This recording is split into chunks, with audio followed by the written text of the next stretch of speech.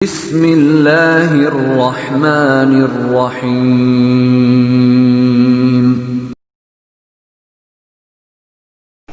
السلام علیکم ورحمۃ اللہ وبرکاتہ۔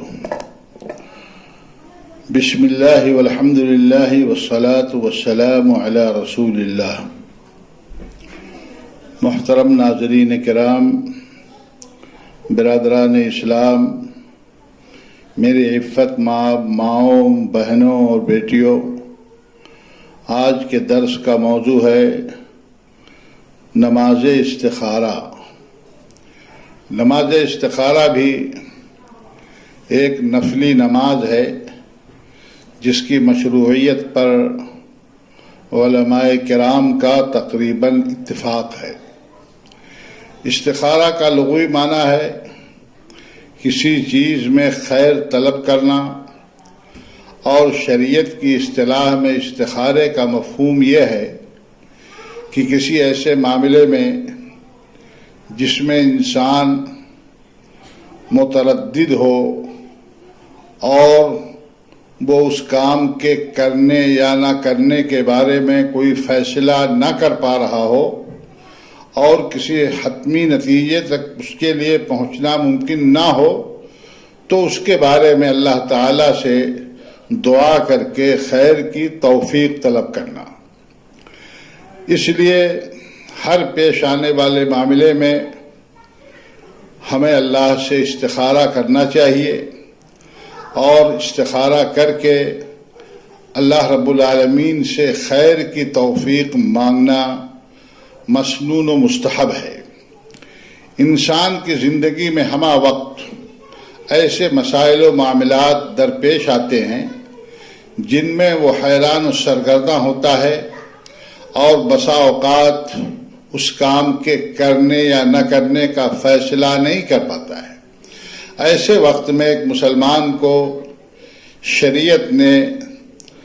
دو باتوں کی جانب رہنمائی فرمائی ہے۔ پہلی بات یہ ہے کہ جس قسم کا معاملہ درپیش ہو، مثلا کسی کو زمین خریدنی ہے، فیکٹری لگانی ہے، دکان کھولنی ہے، کسی قسم کا کاروبار کرنا ہے، کہیں ملازمت کرنی ہے، اپنی یا اپنی بہن بیٹی یا بھائی بہن کا رشتہ لگانا ہے، گاڑی خریدنی ہے، کہیں کے سفر کا ارادہ ہے، وغیرہ وغیرہ، تو اس تعلق سے ہماری شریعت نے پہلی رہنمائی یہ کی ہے کہ انسان متعلقہ امور کا تجربہ اور علم رکھنے والے اہل صلاح و تقوی لوگوں سے مشورہ کرے۔ خود اللہ رب العالمین نے ہمارے نبی جناب محمد رسول اللہ صلی اللہ علیہ وسلم کو، جو اس کائنات میں سب سے افضل تھے، انسانوں کے سردار تھے اور نبیوں کے سردار تھے، خود اللہ رب العالمین نے ہمارے نبی جناب محمد رسول اللہ صلی اللہ علیہ وسلم کو مشورہ کرنے کا حکم دیا ہے۔ اللہ رب العالمین نے سورہ آل عمران کی آیت نمبر 59 میں ارشاد فرمایا، وَشَاوِرْهُمْ فِي الْأَمْرِ، اے نبی آپ اپنے صحابہ کرام سے معاملات میں مشورہ کریں، اور فَإِذَا عَزَمْتَ فَتَوَكَّلْ عَلَى اللَّهِ، اور جب کسی بات پر آپ کا دل جم جائے تو اللہ پر بھروسہ کر کے اس کو انجام دیجیے۔ چنانچہ اللہ کے نبی صلی اللہ علیہ وسلم مختلف معاملات میں صحابہ کرام رضی اللہ تعالی عنہم اجمعین سے مشورے کیا کرتے تھے، اور ان کے مشوروں پر عمل بھی کرتے تھے۔ مشورہ کے بعد کوئی کام کرنے سے بالعموم انسان نقصان نہیں اٹھاتا، اور اللہ کے فضل سے اس کے کام میں خیر و برکت ہوتی ہے، اور وہ فائز المرام اور کامیاب ہوتا ہے۔ دوسری بات یہ ہے کہ جب انسانوں سے مشورہ کے ساتھ جب انسان کو کوئی معاملہ درپیش ہو تو قابل اعتماد، صالح، خیر خواہ اور تجربہ کار انسانوں سے مشورہ کے ساتھ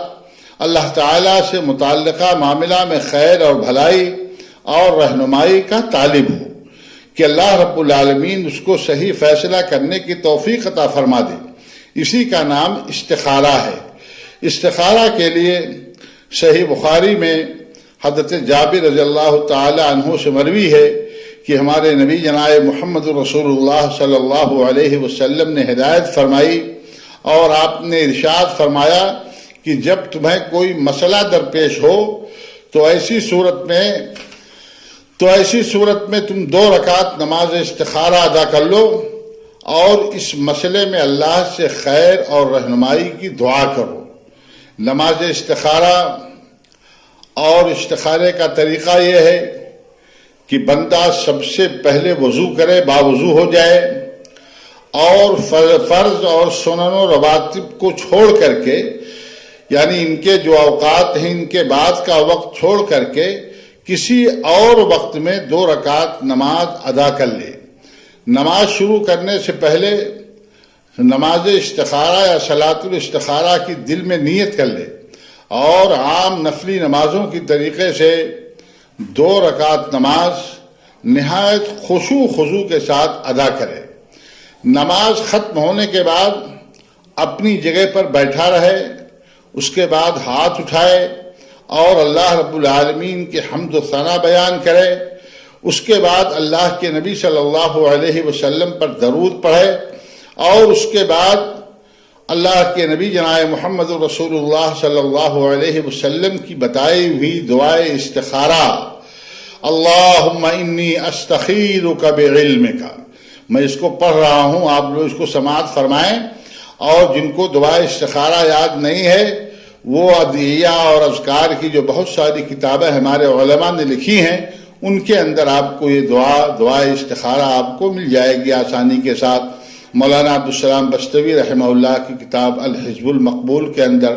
مولانا وسیع اللہ عبدالحکیم مدنی کی کتاب کے اندر، اور اسی طریقے سے ہمارے شیخ رضا اللہ عبدالکریم مدنی کی کتاب، اس کے علاوہ اور بہت ساری جو دعاؤں کی کتابیں ہیں ان کتابوں میں استخارہ کی دعا مل جائے گی، اس کو دیکھ کر کے یہ دعا یاد کی جا سکتی ہے۔ اللہ کے نبی صلی اللہ علیہ وسلم نے فرمایا کہ نماز سے فراغت کے بعد آدمی دعا کرے اور ان کلمات کو اپنی زبان سے ادا کرے، اللہم انی استخیرک بعلمک واستقدرک بقدرتک واسألک من فضلک العظیم فإنک تقدر ولا اقدر وتعلم ولا اعلم وانت علام الغیوب اللهم إن كنت تعلم أن هذا الأمر خير لي في ديني ومعاشي وعاقبة أمري فاقدره لي ويسره لي ثم بارك لي فيه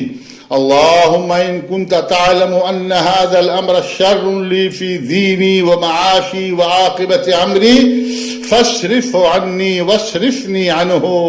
واقدر لي الخير حيث كان ثم ارضني به۔ اس دعا سے فراغت کے بعد آخر میں پھر نبی کریم صلی اللہ علیہ وسلم پر درود پڑھے اور اللہ کی تعریف و توصیف پر دعا کو ختم کر دے۔ اس کے بعد انسان اپنے معمول کی زندگی گزارے